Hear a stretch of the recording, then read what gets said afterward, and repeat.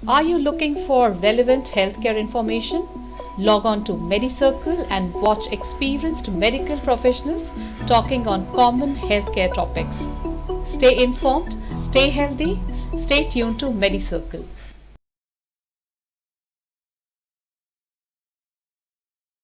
मेरी सर्कल एक माध्यम बनता है हजारों लाखों करोड़ों लोगों के बीच जागरूकता फैलाने का, जो कि सेहत से संबंधित विषयों पर आधारित है।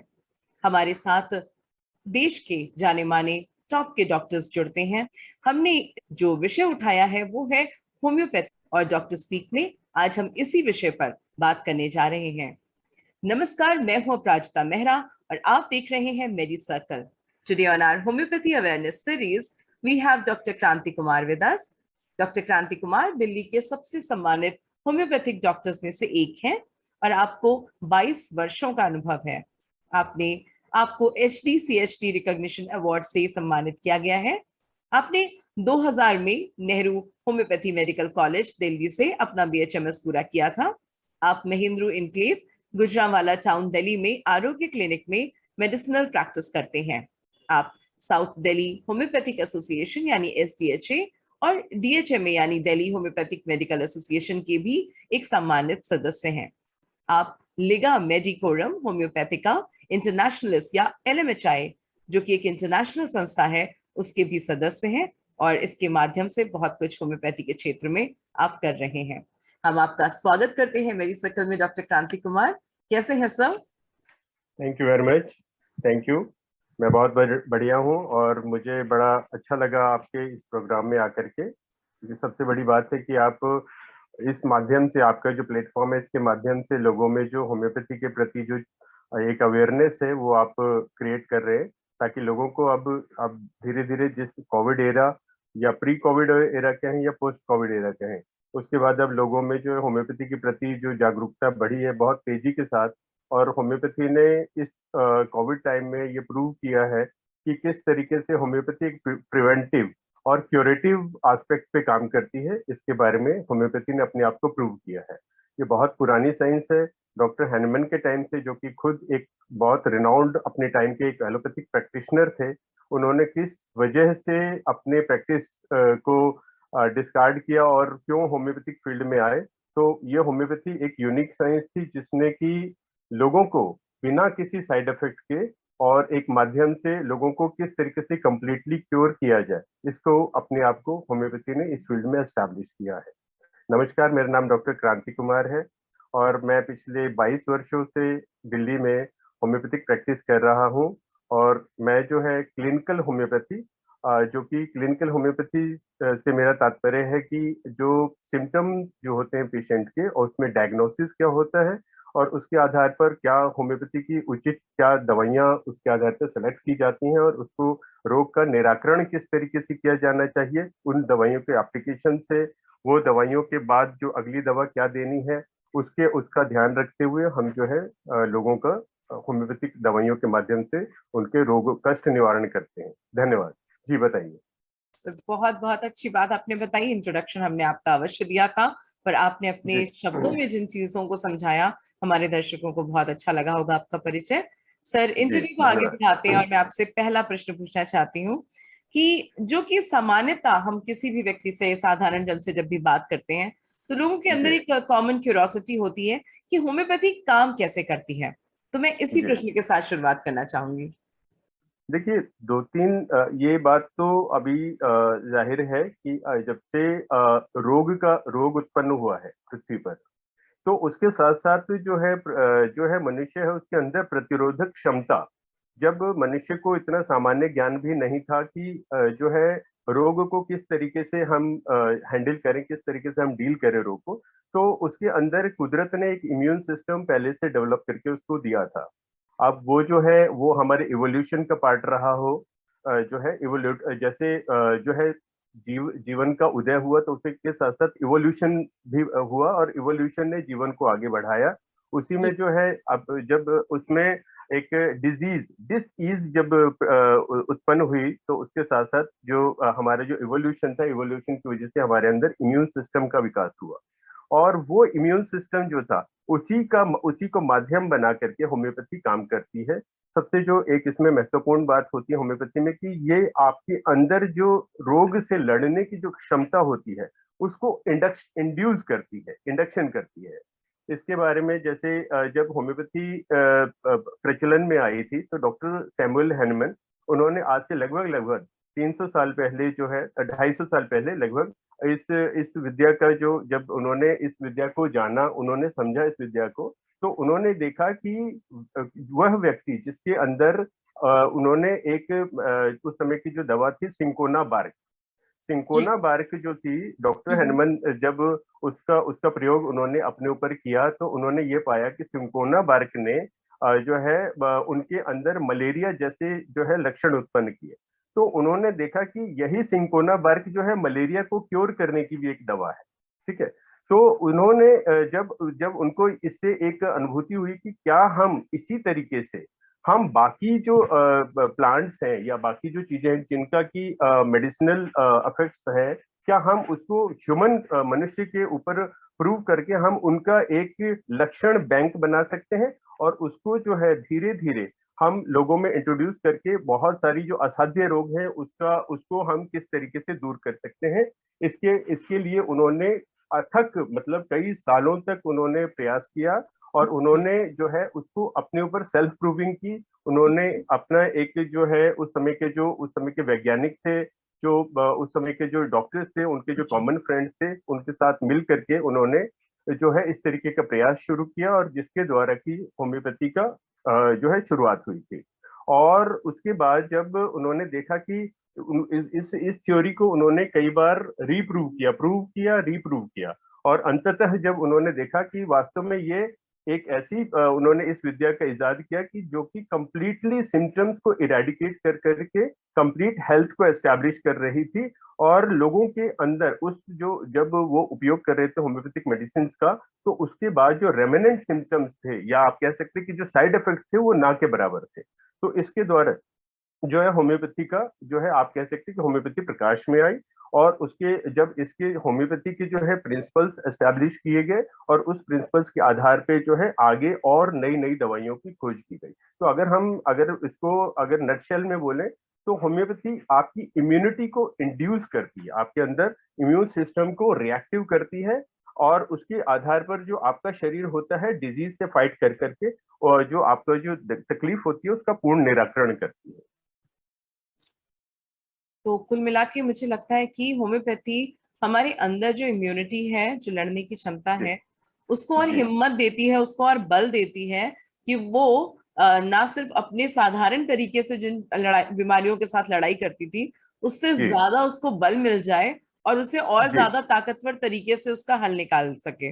निश्चित तौर पर मैं एक छोटा सा माफ कीजिएगा, मैं एक जी। छोटा सा एग्जांपल दूंगा कि वैक्सीनेशन हाँ हाँ। वैक्सीनेशन जो होता है, अगर हम इसको थोड़ा अच्छे तरीके से समझे कि वैक्सीनेशन में क्या किया जाता है कि हम एक अल्प मात्रा में कोई भी जो रोगाणु या विषाणु है जिसको कि वो डिपेंड करता है कि हम उसके किस भाग को हम प्रयोग में लाना चाहते हैं, उसकी आउटर शेल को या उसका जो प्रोटीन होता है उसको प्रयोग में ला करके हम जब एक स्वस्थ मनुष्य के अंदर उस वैक्सीन को डालते हैं तो मनुष्य का जो इम्यून सिस्टम होता है वह उसको एलियन प्रोटीन के रूप में रिकॉग्नाइज करता है और उसके द्वारा जो होता है वह अपने अंदर उससे लड़ने की क्षमता विकसित करता है और वह जो सही क्षमता में। विकसित करता है तो इससे इससे जो होता है हमारे को दो दो फायदे मिलते हैं। एक तो होता है कि तात्कालिक एक हमारे इम्यून सिस्टम रिकॉग्नाइज कर लेता है कि फ्यूचर में कभी भी अगर इस तरीके का अगर हमारे ऊपर अटैक होता है तो हमने उसके साथ फाइट कैसे करना है, ठीक है। और उस समय में अगर जैसे मान लिया कि जैसे इन्फ्लुएंजा वगैरह के लिए हम वैक्सीन वगैरह देते हैं तो उसमें जो होता है वह उस तात्कालिक जो है रोग को तो निदान करता है और भविष्य के लिए भी हमें तैयार कर देता है कि हम किस तरीके से इस तरीके के रोगों से लड़ाई युद्ध करने का जो है हमारी क्षमता विकसित कर सकते बिल्कुल। और कुछ हैं। इसी प्रोसेस को ही प्रयोग कर रहे हैं हम लोग यहाँ पर, शायद आप जी ये जी जी एग्जाम्पल के थ्रू ये कहना चाह रहे थे। जी जी जी जी फैंटास्टिक। बिल्कुल बिल्कुल। सर जी एक और हमारे डाउट्स हमेशा लोगों के मन में रहता है, जी जी होम्योपैथी किसी डिजीज को या किसी भी बीमारी को क्या जल्दी ठीक कर सकती है? निश्चित तौर पे है। इसमें देखिए मैं इसमें दो तीन बातें कहूंगा। सबसे पहला चीज होता है कि आपकी सिम्टम एक्यूरेसी कितनी है। आपने जो है यह निश्चित तौर पे निर्भर करता है डॉक्टर की जो है डिजीज को समझने की क्षमता पे, वह उसका डायग्नोसिस किस प्रकार कर रहे हैं और उन्होंने उसके लिए जो दवा का सिलेक्शन किया है वो सिलेक्शन किस हद तक एक्यूरेट है।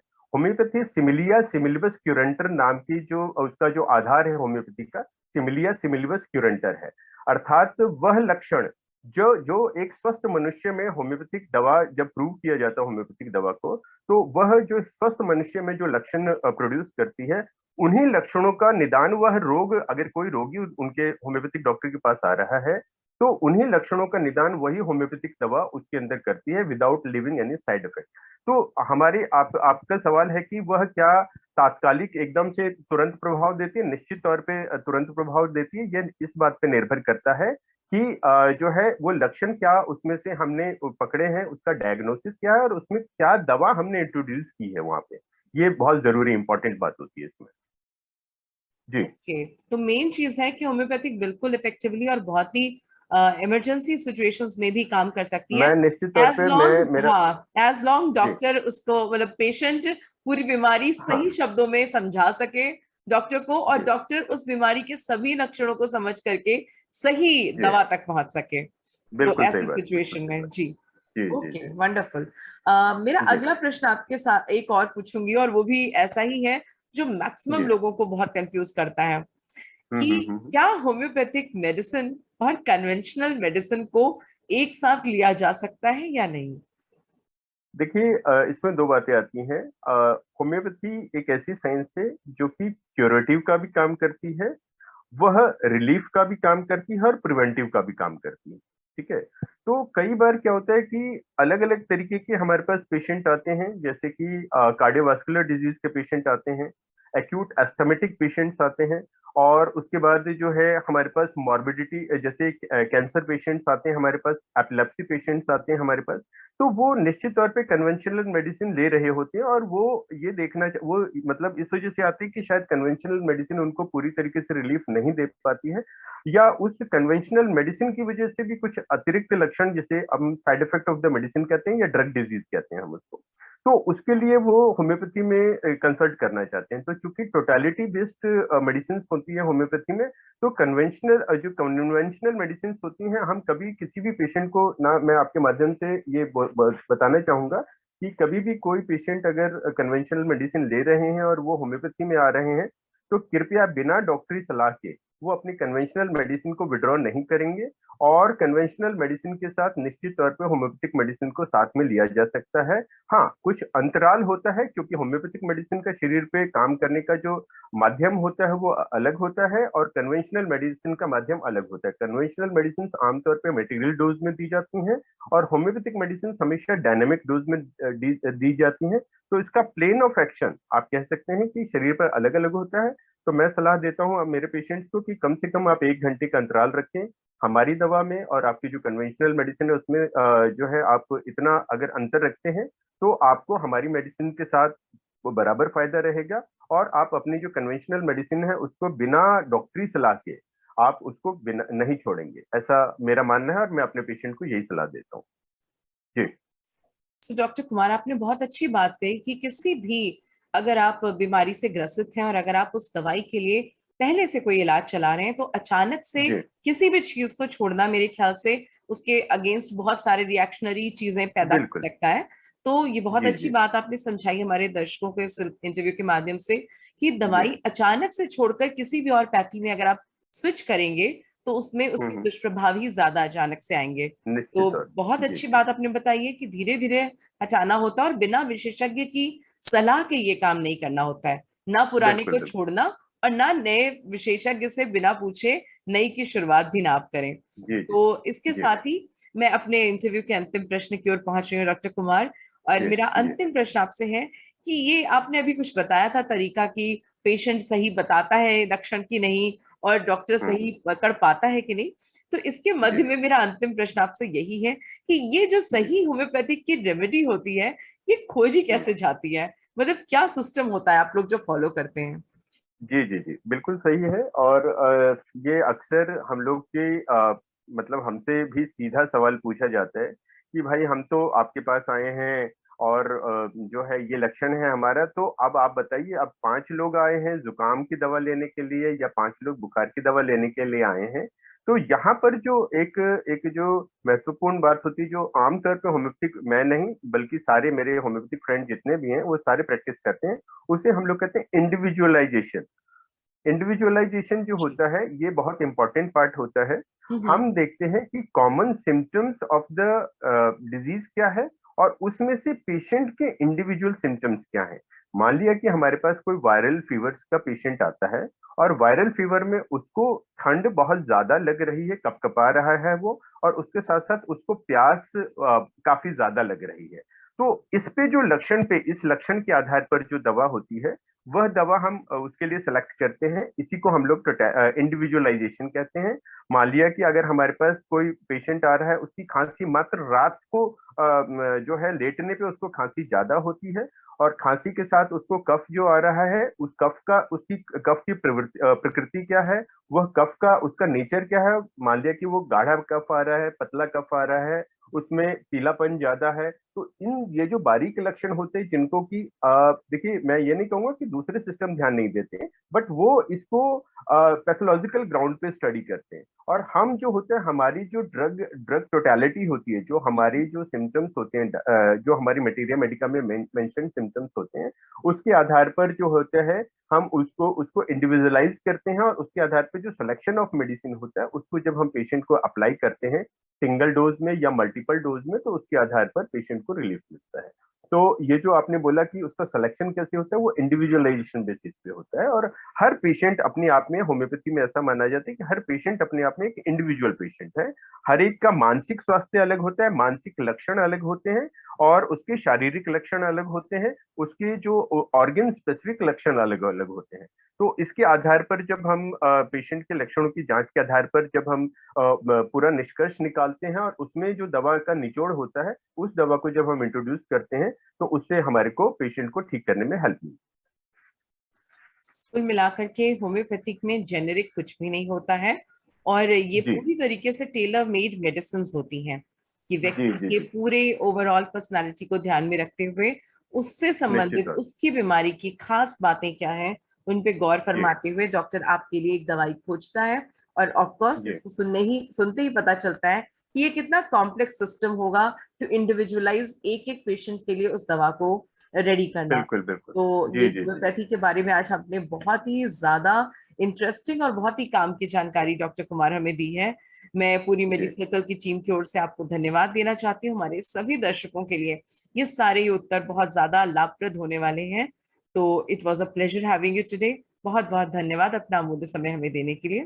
Thank you very much. And मैं, मेरी बेस्ट विशेस हैं आपकी टीम को, और बहुत अच्छे हेल्थ अवेयरनेस पे आप काम कर रहे हैं, और इसी तरीके से आपके द्वारा जो भी हेल्थ अवेयरनेस का प्रोग्राम है उससे से ज्यादा लोग लाभान्वित हों, ऐसा मैं आपको आपको इसके लिए शुभकामनाएं देता हूँ। बहुत बहुत धन्यवाद। Thank you sir, thank you. Thank you.